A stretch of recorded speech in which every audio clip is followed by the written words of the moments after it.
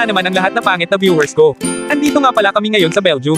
Lalabas kami kasama ko tong dalawang pogi. Sana hindi nyo magustuhan itong walang kwentang video na ito. Kailangan rin namin lumabas para mawala stress sa buhay. At kung nanonood ka at hindi ka pa naka-follow ay follow mo na para maging pogi ka.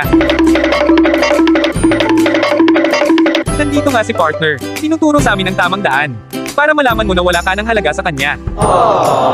At yun nga, pababa na tayo ng ating sasakyang pandagat. Hindi kalakihan at hindi rin kaliitan ng sasakyan namin pero pangit pa rin ang nanonood nito. Mapapansin nyo nga, malalaking timba, at malalaking electric fan. Mga higanti talaga nakatira dito nung unang panahon. Grabe ba? Napaka-pogi. Medyo malayo-layo na nga ang ating narating hindi sa buhay kundi sa paglalakad. Mainit pa ang panahon, buti na lang at malamig ang hangin. May nadaanan pa nga kaming PNR papuntang Luzon, Visayas, Mindanao at naisipan namin na wag muna kami uuwi. Dito naman sa tabi-tabi napansin ko isang uri ng devil fruit, gusto ko sana itong kainin kaso mawawala na ako kakayahan lumangoy. Sa kabilang kanto naman ay isang balete tree at napapaisip ako ano itsura ng white lady nila dito. At yun nga, para na kaming nag-death march sa layo ng nilalakad namin. Nahirapan pa kami sa pagtawid sapagkat kailangan marunong ka sa calculus at algebra para makatawid. At naisipan namin na bahala na si Batman kung may huhuli sa amin.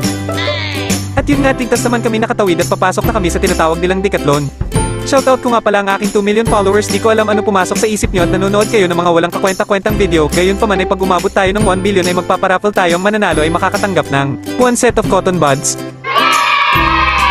So balik na nga tayo sa video ito at pumipili na ang kasama nating pogi sa bibili niya habang ako tamang tingin lang kasi wala naman tayong pambili. Kaya naisipan ko na lang lumabas. Grabe talaga, napaka-pogi. Papunta na nga pala kami sa susunod na destinasyon at dahil Pinoy tayo wala pa dumadaan tren kaya takbohan na dyan tayo magaling sa bawal.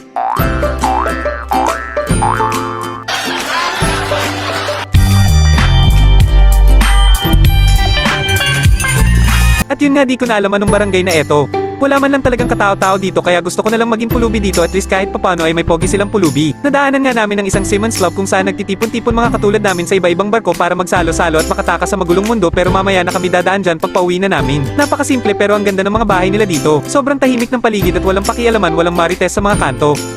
Pati nga ang pagtapon ng basura ay napakadisiplinado kaya gugustuhin mo talagang maging basura na lang dito. Wow! Makikita niyo naman kung nanonood ka na sobrang kalmado ng paligid, pati ang mga bulaklak nila ay galing langit.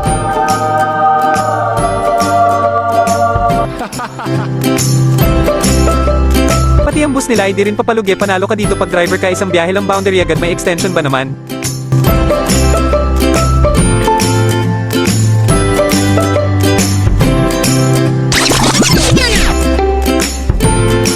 Pagtatawid ka naman pala dito ay kailangan mo pindutin itong button para malaman ng pamilya mo na ikaw ay tatawid at magsisend ito ng detalye sa Malacanang na ikaw ay ligtas na nakatawid, kumbaga sisikat kapag pinindot mo ito.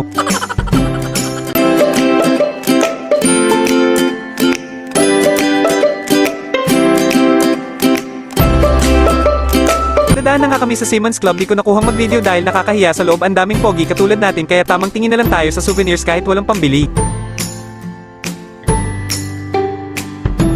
At yun nga, napagpasyahan na lang namin na umuwi na lang dahil lilipat pa kami ng terminal maya-maya. Pagdating nga namin ay may store na deliver, nakita namin na binubuhat na ng crane kaya dali-dali na kami pumasok at kailangan kami tumulong sa paghakot neto.